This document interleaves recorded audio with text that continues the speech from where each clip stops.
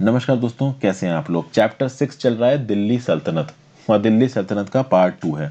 हम लोगों ने पिछले वीडियो में इल्तुतमिश के बारे में बात की थी, ठीक है, कुतुबुद्दीन ऐबक के बारे में बात की थी और रजिया के बारे में बात की थी। बहुत डिटेल में मैंने इनके बारे में आपको समझाया था। याकूत खान जब जो भी थे सब बता रखा है। अब आता है यहाँ पे एरा किसका, बलबन का।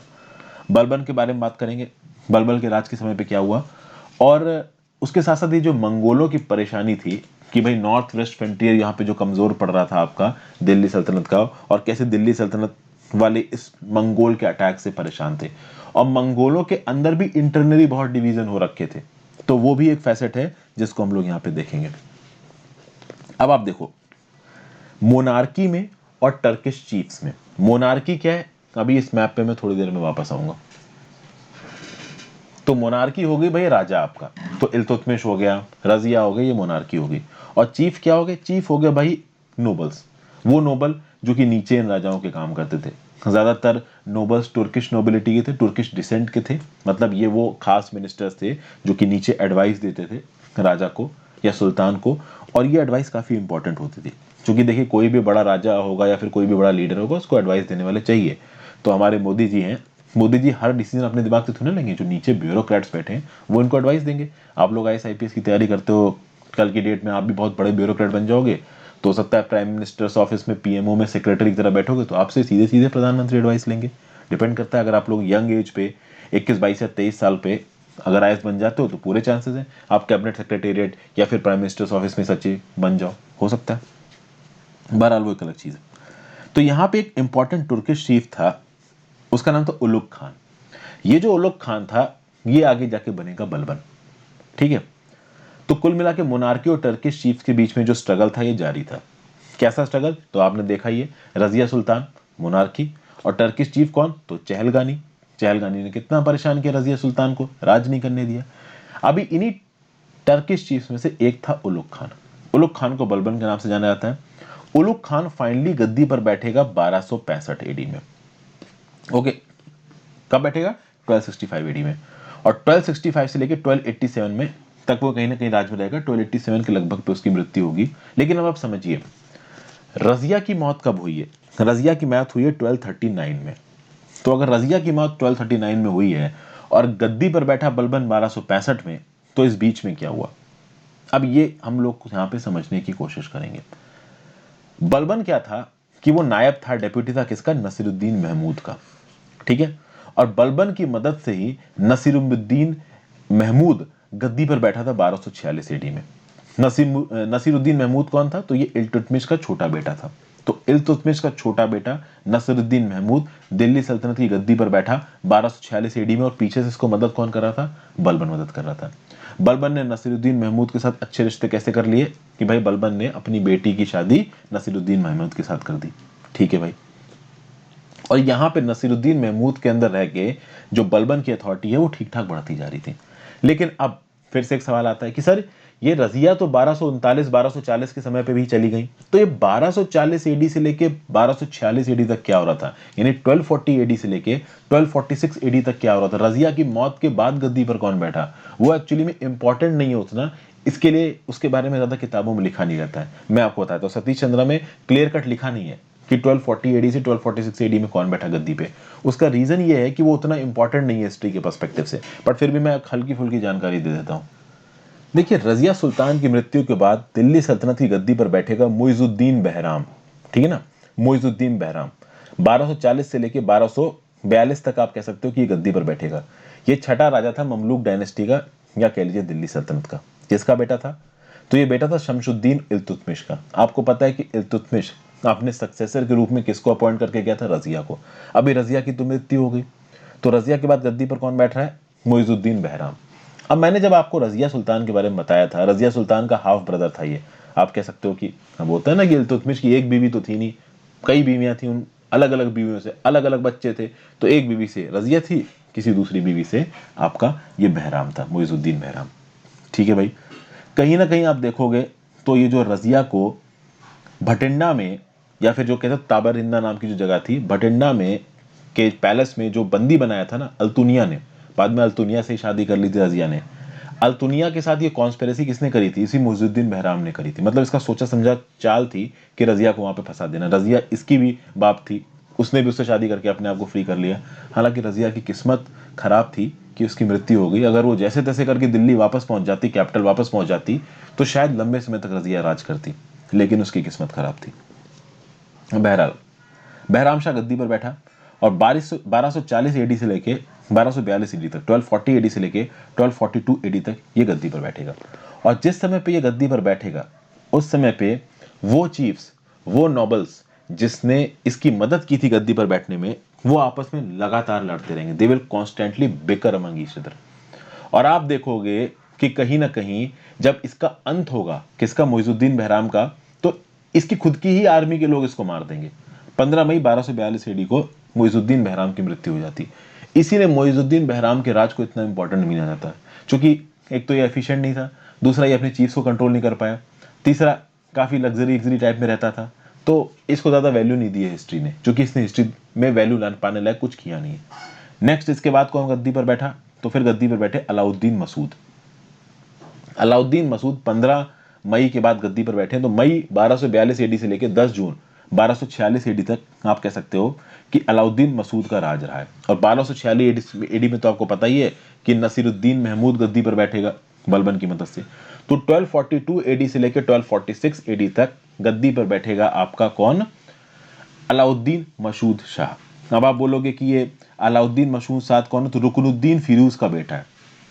अब आप बोलोगे कि रुकनुद्दीन फिरोज खान था, तो रुकनुद्दीन फिरोज इल्तुतमिश का बेटा था। ठीक है भाई, तो ये 4 साल तक गद्दी पर बैठेंगे। ठीक है, 1246 एडी में एंट्री मारेगा कौन? नसीरुद्दीन महमूद। उससे पहले भी यही प्रॉब्लम्स, जो प्रॉब्लम इससे पहले बहराम के समय पे हो रही थी, वही मसूद शाह के समय पे हो रही थी कि जो नॉबल्स थे वो आपस में बिकरिंग करते रहते थे। अलाउद्दीन मसूद शाह इतना एफिशिएंट था नहीं कि वो नॉबल्स की एक्टिविटी को चेक कर पाए, और वो कहीं ना कहीं चीजों को कंट्रोल नहीं कर पाया। 1246 एडी में नसीरुद्दीन महमूद आ जाता है। और वर्चुअली आप देखोगे कि नसीरुद्दीन महमूद के राज के समय पे जो सबसे ताकतवर आदमी था वो था बलबन। और बलबन ने हर तरीके से इस नए सुल्तान को, नसीरुद्दीन महमूद को कंट्रोल करने की कोशिश की, अपनी बेटी तक उसके साथ ब्याह दी। बट प्रॉब्लम थी कि नसीरुद्दीन महमूद बहुत यंग थे, बुद्धि उनके अंदर थी नहीं, ना वो ये समझ पाते थे कि वो कहाँ बैठे। लेकिन बलबन बहुत दिमाग वाला था, जबरदस्त दिमाग था बलबन के अंदर, और बलबन धीरे धीरे करके अपनी अथॉरिटी को बढ़ा रहा था। ओके, बहुत सारे तुर्किश चीफ्स बलबन से नाराज थे, क्योंकि देखिए होता यह है कि ये जो तुर्किश चीफ्स थे ये सोच रहे थे कि अब तो नसीरुद्दीन महमूद गद्दी पर बैठा है, और ये नसीरुद्दीन महमूद तो बच्चा है, हम जो चाहेंगे इससे करवा लेंगे। लेकिन एक्चुअली में राज कौन कर रहा है? बलबन कर रहा है। तो नसीरुद्दीन महमूद वो कह रहा है जो बलबन कर रहा है, और बलबन में बहुत दिमाग है, और बलबन को उल्लू बना नहीं पा रहे ये बाकी के बाकी टर्किश चीफ्स। तो टर्किश चीफ्स काफी परेशान थे बलबन से, क्योंकि वो जो करना चाह रहे थे एडमिनिस्ट्रेशन में वो हो नहीं पा रहा था। अब समझिए बात को, बलबन खुद इन टर्किश चीफ्स का पार्ट था। चहलगानी समझते हैं ना, रजिया सुल्तान जब राज कर रही थी नीचे, चहलगानी रजिया सुल्तान को बहुत परेशान करते थे। बलबन एक समय पे इसी चहलगानी का पार्ट था। लेकिन जब बलबन ने नजरुद्दीन महमूद को गद्दी पर बैठा दिया, तब वो अपने हिसाब से काम चलाने लगा। उस समय पे चहलगानी बलबन को परेशान करने लगी, और बलबन जानता था कि चहलगानी से अलग रहो, क्योंकि चहलगानी कभी राज नहीं चलाने देंगे। अब ये जो बाकी चहलगानी थी, तुर्किश चीफ्स थे, इसने कॉन्स्पिरेसी रखा, एक षड्यंत्र रखा कि इस बलबन को उखाड़ के उसकी गद्दी से हटा देंगे। 1253 में ये कॉन्स्पिरेसी की, किसी तरीके से इन्होंने नसीरुद्दीन महमूद को पटाया, और नसीरुद्दीन महमूद ने ऑर्डर जारी कर दिया, बलबन को उसकी पोजीशन से हटा दिया गया। और बलबन की बजाय पोजीशन पे कौन बैठा दिया गया? तो बैठाया गया इमादुद्दीन रेहान। तो बलबन अब गद्दी से हट चुके हैं, और आपको गद्दी पे एक्चुअली में बलबन नहीं थे, एक तरीके से आप कह सकते हो कि Balban was an adviser to Nasiruddin Mahmud, क्योंकि वो नसीरुद्दीन महमूद के नायब थे, डेप्यूटी थे। तो ऑब्वियस सी बात, अगर आपका कोई नायब और डेप्यूटी है तो जो भी आप इंपॉर्टेंट काम करोगे उससे सलाह मशवरा करके करोगे। तो नसीरुद्दीन महमूद के खास वाली जो जगह बलबन के पास थी, षड्यंत्र करके उस खास वाली जगह से बलबन को हटा दिया और वहां पे बैठा दिया इमादुद्दीन रेहान को। इमादुद्दीन रेहान एक इंडियन मुस्लिम थे, आप समझिए, ये टर्किश नहीं थे। और उस समय पे टर्किश और इंग्लिश वाली पॉलिटिक्स बहुत थी। आप समझिए एक मुस्लिम सोसाइटी के अंदर क्लास का सेग्रीगेशन किस हिसाब का होगा? इस हिसाब से होगा कि कौन किस रेस का है। तो जो टर्किश वाले मुस्लिम्स थे वो अपने आप को इंडियन मुस्लिम से अलग मानते थे, और नोबिलिटी के अंदर ये टर्किश वाले मुस्लिम्स चाहते थे कि सब टर्की वाले हों, ये इंडियन वाले मुस्लिम्स नहीं चाहिए वहां पे। ठीक है, तो अब आप देखोगे कि ये जो टर्किश चीफ्स थे वो चाहते थे कि सारी पावर अथॉरिटी इनके हाथ में रहे। लेकिन अब आप समझो यहां पे इमादुद्दीन रेहान गद्दी पर कैसे बैठ गया, क्योंकि जब बलबन गद्दी से हटा तो बलबन की बजाय गद्दी पर कौन बैठेगा इस बात को लेकर चहलगानी आपस में लड़ने लगी, ये टर्किश चीफ्स आपस में लड़ने लगे। जब ये टर्किश चीफ्स आपस में लड़ने लगे तो ये इस बात पर डिसीजन ही नहीं कर पाए कि कौन गद्दी पर बैठेगा। तो फाइनली ये हुआ कि चलो भाई इस इमादुद्दीन रेहान को बैठा दो। मतलब समझिए बात को, बलबन को हटा दिया आपने अपने एनिमी को, अभी 10-15 लोग 20-25 लोग चहलगानी आपस में लड़ रहे हैं कि भाई मैं गद्दी पर बैठूंगा, मैं गद्दी पर बैठूंगा। ये अपने आप में नहीं डिसाइड कर पाए कि इनमें से कौन बैठेगा बलबन की बजाय, और इसके चलते इमादुद्दीन रेहान यहाँ पे गद्दी पर बैठ गया। जबकि एक इंडियन मुस्लिम का इस गद्दी पर बैठ पाना, वो भी तब जब टर्किश मुस्लिम्स, टर्किश चीफ्स वहां पे अवेलेबल हैं, वो बहुत मुश्किल बात है। क्योंकि उस समय पे ये जो टर्की के मुस्लिम चीफ्स थे ये इंडियन मुस्लिम्स के अगेंस्ट डिस्क्रिमिनेशन करते थे, ये मैं आपको बता दूं। क्योंकि इनका ये बोलना था कि ये इंडियन मुस्लिम्स तो कन्वर्टेड हैं, हम तो ओरिजिनल इस्लामिक रेस के हैं। तो इस प्रकार से इंडियन मुस्लिम्स के खिलाफ ये लोग डिस्क्रिमिनेशन करते थे उस समय पे।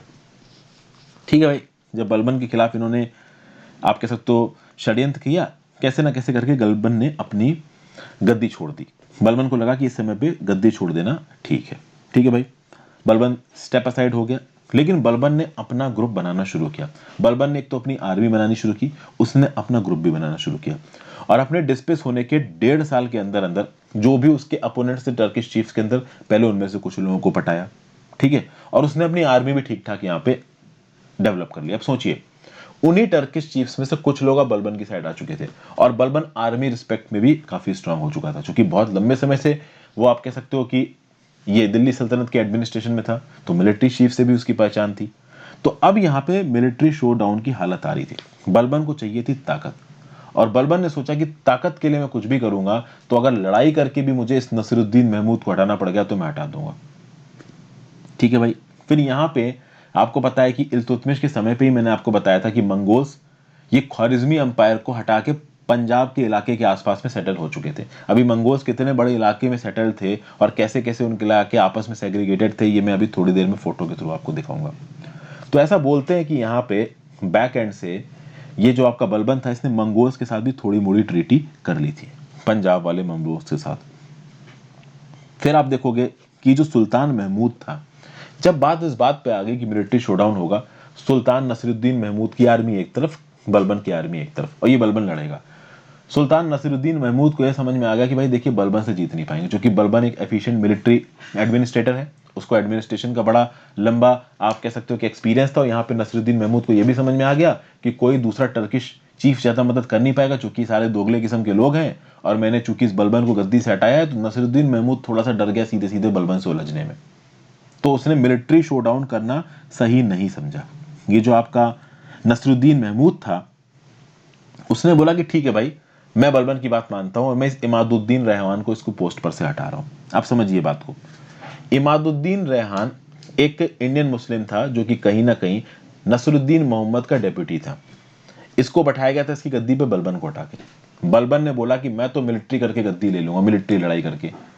यहां पे सुल्तान नसरुद्दीन महमूद को लगा कि बलबन से पंगा लेना ठीक नहीं है, तो बलबन के प्रेशर के अंदर आके सुल्तान नसीरुद्दीन महमूद ने क्या बोला कि भाई तुम ही मेरे डेप्यूटी बन जाओ, फिर से मैं इस इमादुद्दीन रेहान को हटा देता हूं। अब इमादुद्दीन रेहान भी नाराज हो गया, बोला कि ये क्या नौटंकी चल रही, कभी मुझे गद्दी बैठाओ कभी नहीं गद्दी बैठाओगे। तो यहाँ पे रेहान भी अपने आप को कैसे ना कैसे करके तैयार कर रहा था, उसके भी कुछ फॉलोवर्स थे, उसकी भी एक छोटी सी आर्मी थी। तो रेहान ने बोला मैं तो गद्दी से हट नहीं रहा। तो रेहान की यहाँ पे लड़ाई हो गई बलबन से, और इस लड़ाई में बलबन जीत गया और रेहान को यहाँ पे मार दिया गया। फिर आप देखोगे कि अब बलबन की पावर शुरू होगी, क्योंकि बलबन को एक तो अप्रूवल मिल चुका है सुल्तान नसीरुद्दीन महमूद से फिर से वापस आने का। दूसरी बात, बलबन को अपने दुश्मन पता है, जो भी टर्किश चीफ्स थे जो कि पहले बलबन के अगेंस्ट षड्यंत्र रच चुके थे, बलबन को उन सब के बारे में पता था। तो धीरे धीरे करके उसने अपने राइवल्स को एलिमिनेट करना शुरू किया। धीरे धीरे उसने रॉयल इंसिग्निया मतलब दिल्ली सल्तनत का जो रॉयल साइन हुआ करता होगा, उसको अडॉप्ट किया। अब आप समझिए, वो सीधे सीधे गद्दी पर नहीं बैठा। ओके, गद्दी पे इसलिए नहीं बैठा क्योंकि बाकी जो टर्किश चीफ्स हैं वो नाराज हो जाएंगे, फिर उसके खिलाफ फालतू षड्यंत्र करने लगेंगे, तो वो थोड़ा षड्यंत्र अवॉइड करना चाह रहा था। और जो टर्किश चीफ्स उसकी तरफ ऑलरेडी आ चुके थे वो और ना नाराज हो जाए, इसलिए वो गद्दी पर नहीं बैठा। लेकिन बाकी जो चीफ्स उसके अगेंस्ट थे उनको वो धीरे धीरे करके एलिमिनेट कर रहा था। ये काम चलता रहेगा आपका 1265 तक। तो 1246 में सुल्तान नसीरुद्दीन महमूद बैठे, 1253 तक कहीं ना कहीं बलबन उनकी मदद करता रहा। 1253 में सुल्तान नसीरुद्दीन महमूद ने बलबन को उसकी पोस्ट से हटा दिया, इमादुद्दीन रेहान को उसी जगह बैठा दिया। 1.5 साल के अंदर बलबन ने अपने आप को मिलिट्रीली स्ट्रांग किया, कहीं ना कहीं सुल्तान नसीरुद्दीन महमूद को झुका दिया और फिर से उसके डेप्यूटी बन गए। और ये अरेंजमेंट 1265 ईडी तक चलता रहेगा। 1265 ईडी में एक चीज होगी कि सुल्तान महमूद की, नसीरुद्दीन महमूद की यहां पे हो जाएगी मौत। अब जब सुल्तान नसीरुद्दीन महमूद मरेंगे तो गद्दी पर कौन बैठेगा?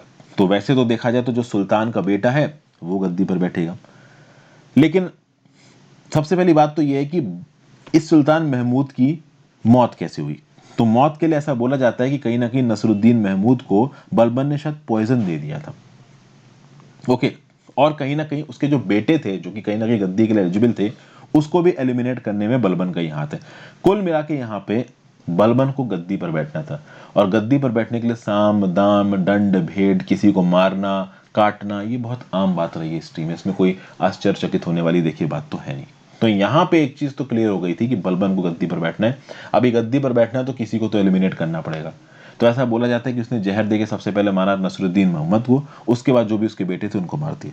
तो बलबन के मेथड्स को कभी कभी बहुत हार्श और अनडिजायरेबल भी बोला गया। लेकिन जब बलबन गद्दी पर बैठा तो एक स्ट्रॉन्ग और सेंट्रलाइज्ड गवर्नमेंट यहाँ पे शुरू हुई, क्योंकि बलबन एक ताकतवर राजा था। ओके, और बलबन की मतलब टारगेट क्या था कि जैसे तैसे करके मुझे मोनार्की की प्रेस्टीज और पावर को हराना है, मतलब प्रेस्टीज और पावर को मेंटेन रखना है।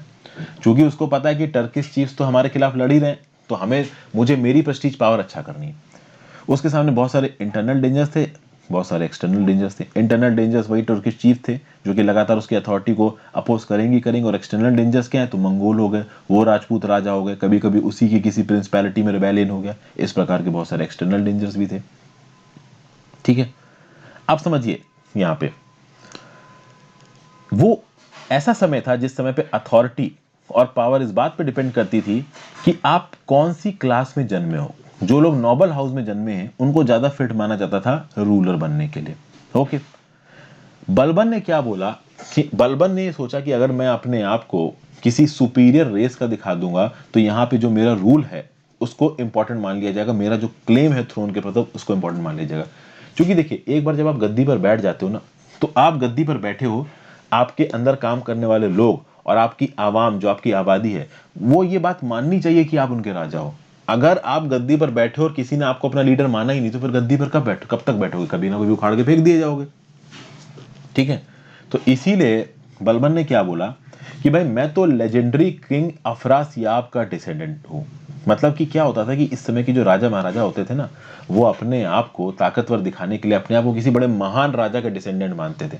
तो यहाँ पे बलबन ने भी बोल दिया कि मैं अफरासियाब लेजेंडरी ईरानियन किंग का डिसेंडेंट हूँ, मतलब मेरे पास नोबल ब्लड है। यहाँ पे कुल मिला के बलबन ये कहना चाहता था कि मेरे पास नोबल ब्लड है। और यहाँ पे बलबन चैंपियन बन के आया टर्किश नोबिलिटी का। अब समझिए बात को, पहले जो चीफ्स की पोजीशन थी, इंपॉर्टेंट मिलिट्री कमांडर्स की पोजीशन थी, मिनिस्टर वगैरह की पोजीशन थी, ये टैलेंट के बेसिस पे मिलती थी, कहीं ना कहीं आपके मेरिट के बेसिस पे मिलती थी। बलबन यहां पे बोलेगा कि भाई तुर्किश नोबिलिटी सबसे बड़ी है, मतलब कि इसने अपने आप को ईरानियन किंग अफरासियाब का डिसेंडेंट दिखाया। एट द सेम टाइम इसने ये बताया कि जो चीफ बनेंगे, जो नोबल बनेंगे, वो तुर्किश नोबिलिटी वाले बनेंगे। इंडियन मुस्लिम्स को ताकतवर पोस्टें यहाँ पे नहीं दी जाएंगी। मतलब कि अपने आप को एक लेजेंडरी नोबल रेस का दिखाने के लिए यहां पे बलबन ने क्या किया कि गवर्नमेंट पोस्ट केवल तुर्किश चीफ्स के लिए रिजर्व कर दी। ऑब्वियस सी बात है, ये वो तुर्किश चीफ्स थे जो बलबन की तरफ थे। इतने सारे तुर्किश चीफ्स में कुछ लोग बलबन की तरफ भी आ गए थे और कुछ लोग बलबन के अपोज में थे। जो लोग बलबन के अपोज में थे ना, चहलगानी, उनको एग्जीक्यूट कर दिया यहाँ पे बलबन ने। या तो उनको वॉर से मार दिया, या उनको धोखे से मार दिया, उनको उठा के जेल में बंद कर दिया। मतलब अपने अपोजिशन को यहाँ पे बलबन ने एलिमिनेट किया। क्योंकि बलबन खुद ही चहलगानी का पहले पार्ट था, उसको पता था कि चहलगानी उसे राज नहीं करने देगी।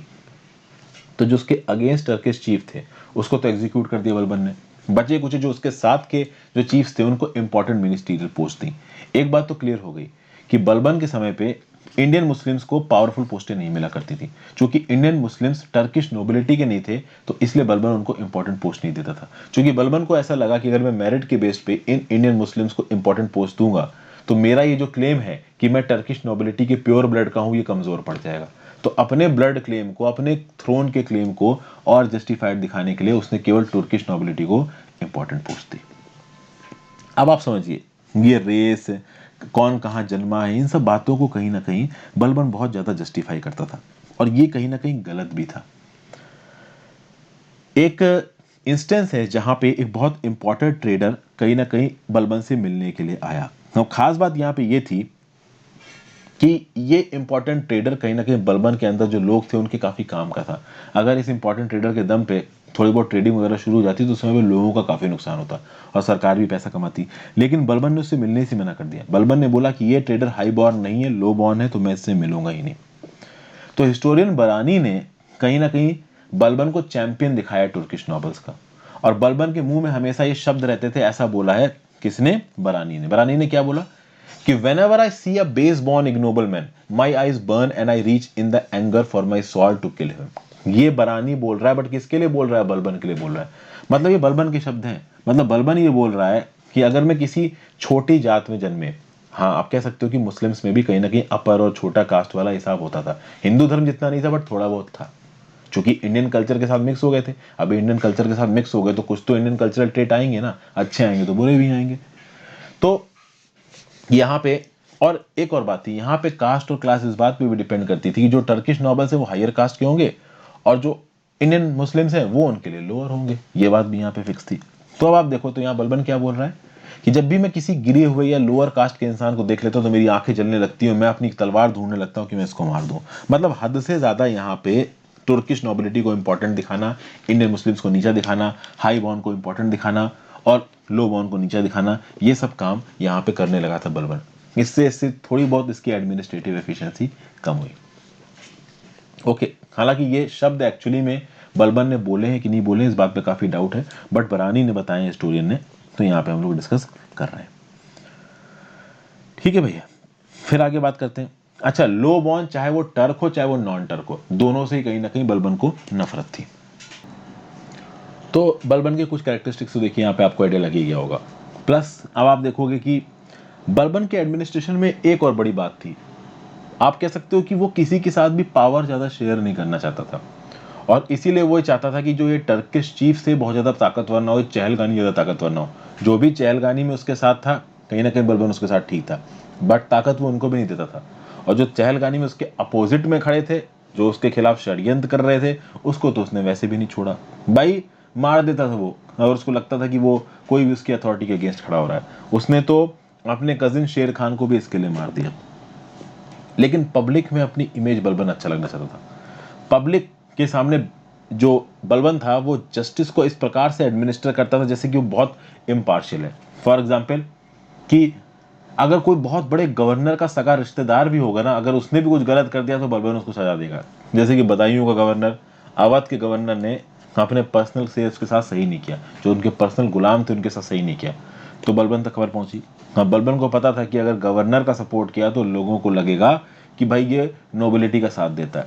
तो बलबन ने गवर्नर ऑफ बदायूं और गवर्नर ऑफ अवध के बाप को बड़ी कड़ी सजा सुनाई कि नॉर्मल कर केसेस में कोई भी कड़ा सजा नहीं देगा एक एलीट क्लास के आदमी को, लेकिन यहाँ पे बलबन दे देता था। बलबन ये जताना चाहता था लोगों को कि वो लोगों के लिए काम कर रहा है और किसी की भी नहीं सुन रहा, और कहीं ना कहीं ये मैसेज उसका लोगों तक गया भी था।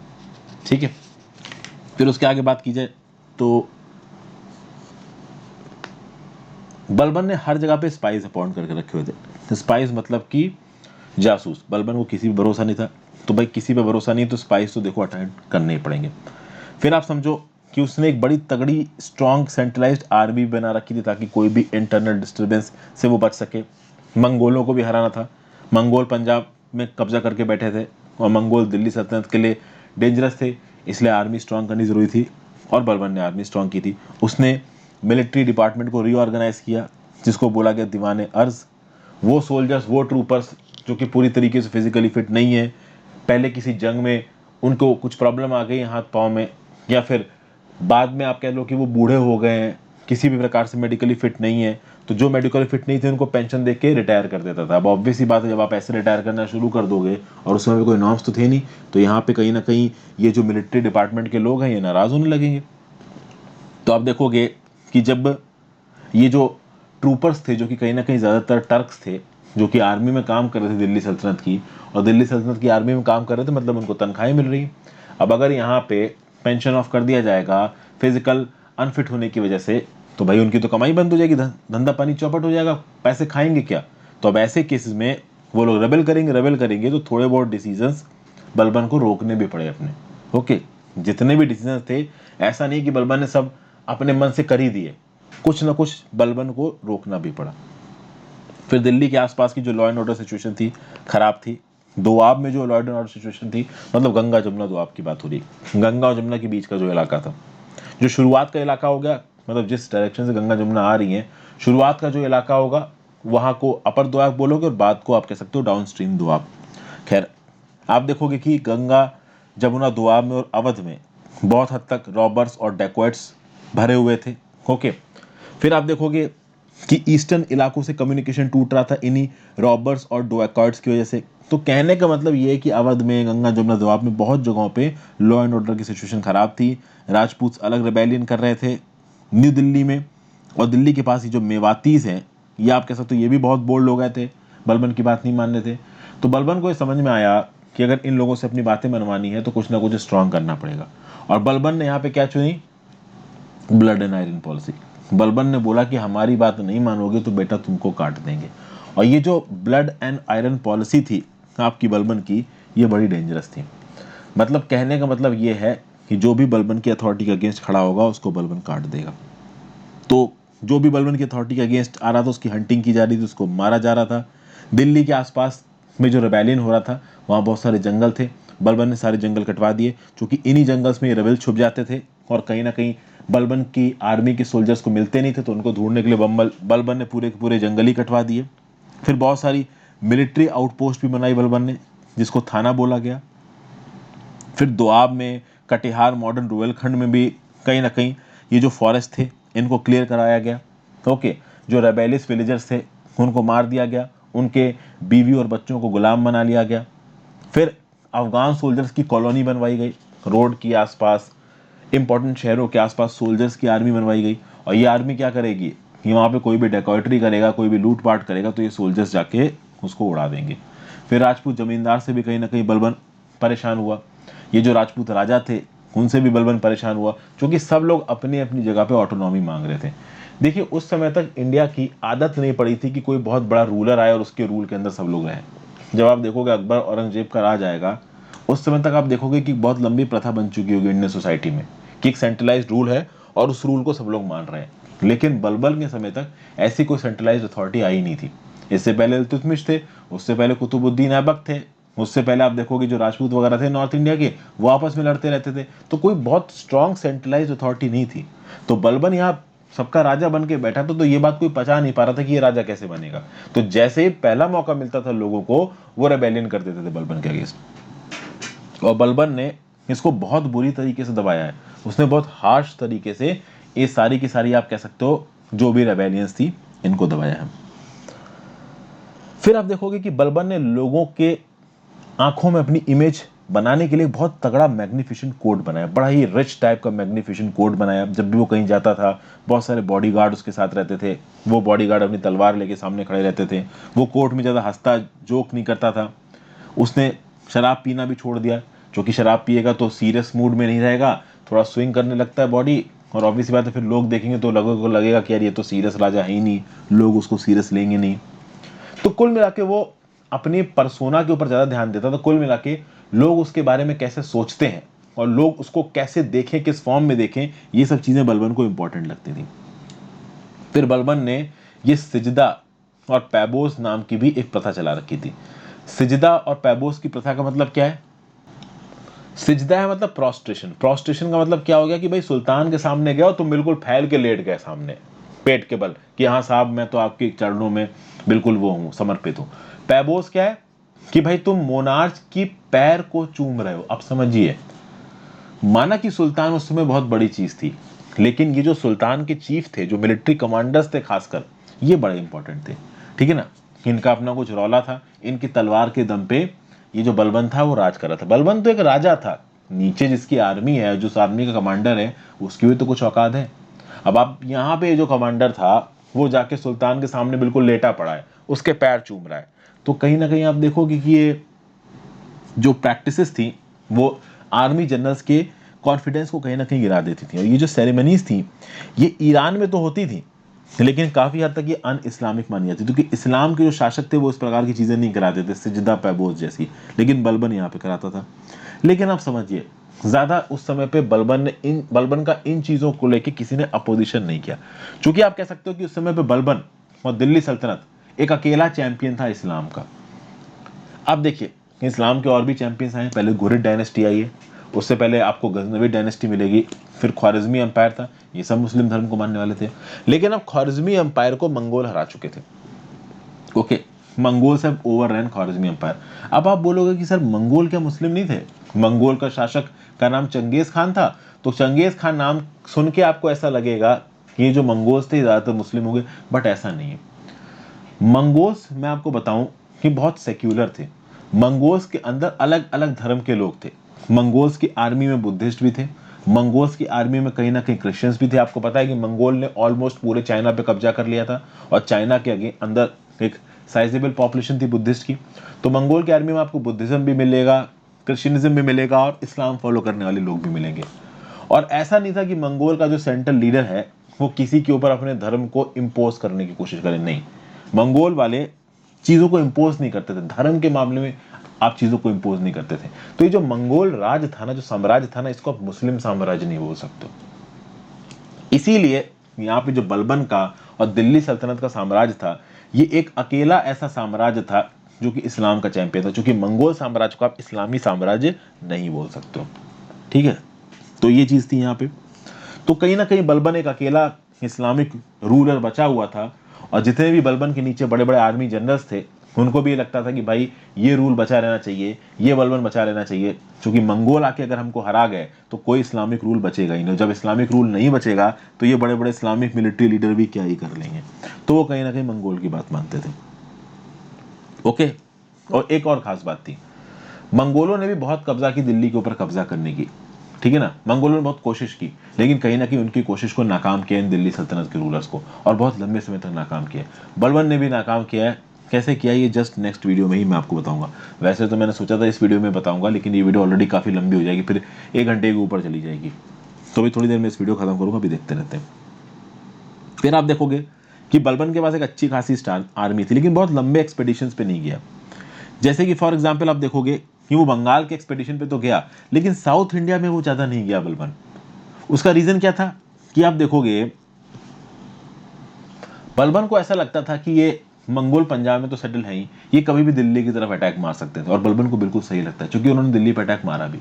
तो अगर बलबन बहुत ज्यादा साउथ इंडिया की तरफ अटैक करता है, बंगाल की तरफ तो कहीं ना कहीं बलबन ने अटैक किया है, ओके, लेकिन साउथ इंडिया की तरफ बंगाल ये बलबन ज्यादा नहीं गया। वो चाहता तो जा सकता था, और शायद जाता तो जीत भी जाता, लेकिन वो नहीं गया। क्यों नहीं गया? क्योंकि उसको डर था कि भाई ये नॉर्थ वेस्ट के रास्ते से ये जो मंगोल हैं ये दिल्ली तक पहुंच जाएंगे और दिल्ली पे कब्जा कर लेंगे, तो पहले दिल्ली की गद्दी तो बचा के रखो। साउथ इंडिया में जाकर तुमने गद्दी ले भी लियो, दिल्ली गद्दी यहाँ से चलेगी तो मतलब क्या है। बलबन 1286 तक राज करेगा, और दिल्ली सल्तनत का एक इंपॉर्टेंट राजा था यहाँ पे बलबन। लेकिन फिर भी बलबन इतना स्ट्रांग राजा होने के बाद भी कहीं ना कहीं मंगोलों के सामने उसको थोड़ी बहुत हार देखनी पड़ी। आप यहां पे समझिए कि बलबन कुछ जमीन आप देखोगे कि मंगोलों से हारा है, कुछ हद तक मंगोल बलबन के राज में थोड़ा अंदर घुस आए थे। पहली चीज, पंजाब के इलाके से जो प्रेजेंट डे पाकिस्तान है, जो पहले आप कह सकते हो इल्तुतमिश के समय पे जितने इलाके पे कंट्रोल करके रख रखा था दिल्ली सल्तनत ने, वो थोड़ा सा इलाका बलबन के समय पे मंगोल के पास चला गया था। उसके बारे में डिटेल अगली वीडियो में बताऊंगा, जहां पे मैं बात करूंगा कि मंगोल ने कैसे नॉर्थ वेस्ट फ्रंटियर में अटैक किया। दूसरा, बलबन के समय पे एक ऐसी चीज हुई थी जो कि कहीं ना कहीं एडमिनिस्ट्रेटिव इनएफिशिएंसी आप बोल सकते हो। जो सरकार थी वो बहुत नैरो ग्रुप के बेसिस पे चल रही थी। ज्यादातर पावर अथॉरिटी में कौन थे? टर्किश नोबिलिटी थी। जो इंडियन मुस्लिम्स थे, जो कि कहीं ना कहीं टैलेंटेड भी थे, उनमें से कुछ लोग, उनको भी यहाँ पे मौका नहीं मिला एक इंपॉर्टेंट पोजीशन पे बैठने का। तो गवर्नमेंट में एक तो नैरो ग्रुप बैठा था, तो उससे थोड़ी बहुत इनएफिशिएंसी आई। साथ साथ जो इंडियन मुस्लिम्स थे वो नाराज थे।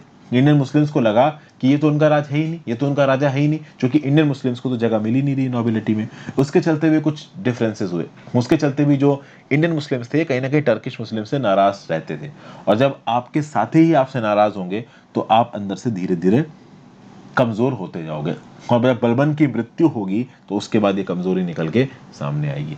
आगे हम लोग Mongols in the problem of north west frontier की बात करेंगे। वैसे तो मैंने सोचा था कि इस पर्टिकुलर पार्ट को भी इस वीडियो में खत्म करूंगा, बट लंबी हो रही है, तो जल्दी वीडियो आपको मिल जाएगी। Thank you for watching friends. I hope आपको यहाँ पे कुछ चीज़ें समझ में आई हो, मेरी वीडियोस आपको यूजफुल लग रही हो। Have a great day friends, goodbye. ज़्यादा से ज़्यादा लोगों के साथ इस वीडियो को शेयर करिएगा।